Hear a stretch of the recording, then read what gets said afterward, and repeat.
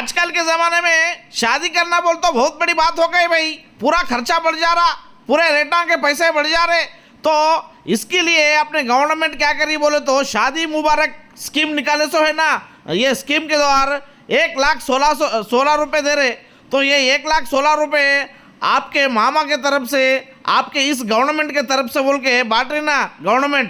तो इस मौके पर तो अपने भैंसा शहर में आज पवार रामराव पटेल अपने एमएलए साहब गवर्नमेंट करने से और कलेक्टर मैडम से रिक्वेस्ट करके गवर्नमेंट से लड़ाई करके 170 चक्का लाए। 170 चक्का ला के आज अपने भैंसा शहर में सब गोर गरीब लोगों को देखो जो शादी करे उनके बच्चों के लिए जो कल्याण लक्ष्मी शादी मुबारक चक्का है ये बांटे। तो इस प्रोग्राम में अपने को एमआईएम के टाउन प्रेसिडेंट आमिर भाई और क्या है सो बाबा काउंसलर साहब शामिल हुए। साथ ही साथ काउंसलर राहुल और क्या है सो अपने market committee chairman Anandrao Patel साहब और क्या है सो हर वार्ड के मेंबर्स और क्या है सो काउंसलर्स इस प्रोग्राम में शामिल हुए।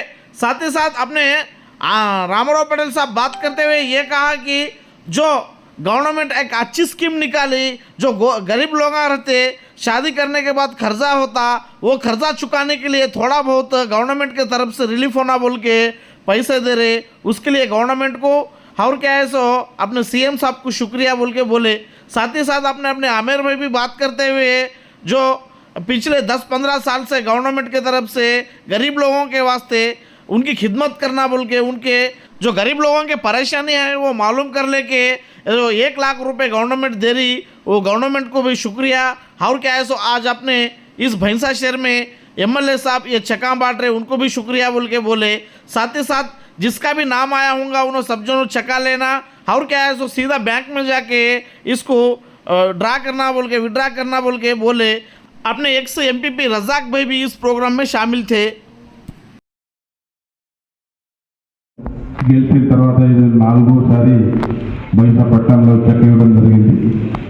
ఇప్పటి వరకు ఎన్ని పెళ్లిళ్ళు అయినాయి? ఓన్లీ 104 చెక్లే ఆఫీసులో రిజిస్ట్రేషన్ అయిన తర్వాత పెండింగ్ ఉన్న చెక్లు ఉన్నాయి। దాదాపు మా నియోజకవర్గంలో 300 కన్నా పైన చెక్లు పెండింగ్ లేవు।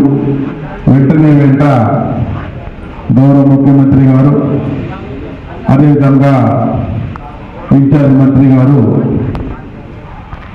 మేము కొట్లాడకపోతున్నాం కలెక్టర్ ఆఫీస్లో సెక్రటరియట్లో మాకు తొందరగా ఫండ్స్ ఇవ్వడం జరుగుతుంది। ఖచ్చితంగా ప్రజా సమస్యలు ఏమైనా కూడా మేము ప్రభుత్వాన్ని గొంతు చూపిస్తాం। అదేవిధంగా ఇప్పుడే మన కౌన్సిలర్ గారు చెప్పారు రేషన్ కార్డు గురించి ఏదైతే ప్రాబ్లం ఉంది ఈరోజు రేషన్ కార్డు కానీ ఇళ్ళ హౌసింగ్ విషయం కానీ రైతు భరోసా విషయం కానీ మీటింగ్ నిర్మూలన ఉంది। ఖచ్చితంగా మా సోదరులు చెప్పినట్ల రేషన్ కార్డు గురించి నేను మాట్లాడి ఇక్కడ ఉన్న బైసా టౌన్లో ఉన్న మా ముస్లిం సోదరులకు కానీ హిందూ సోదరులకు కానీ న్యాయం చేస్తానని తెలియజేస్తున్నాను।